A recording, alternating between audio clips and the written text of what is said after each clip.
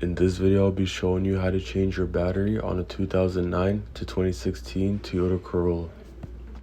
Using a 10mm socket, you're going to loosen up the terminal. This one was a 13 because the terminal was changed, but it should be a 10mm.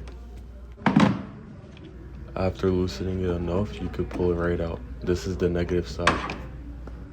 Now you could do the same thing for the positive side. Remove the cap by pulling it up, and then using a 10mm, you could loosen it up.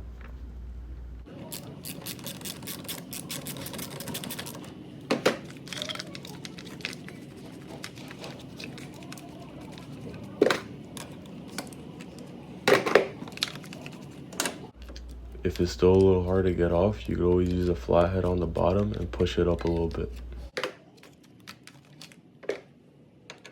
Using the same 10mm, you're going to use it to remove the battery holder.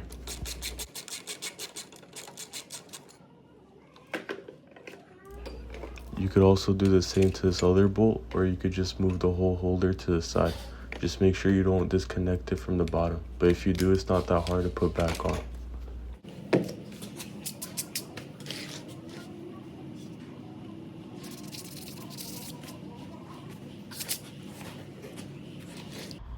The date on the battery is typically the manufacturing date, so usually a battery lasts around 5 years, so that's a good way to see if your battery is bad or not. Now you can clean around the terminals and make sure there's no corrosion on them.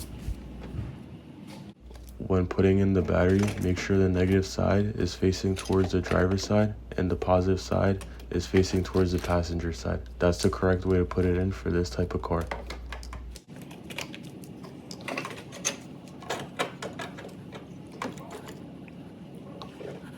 Now you can put the bolts back in for the battery holder.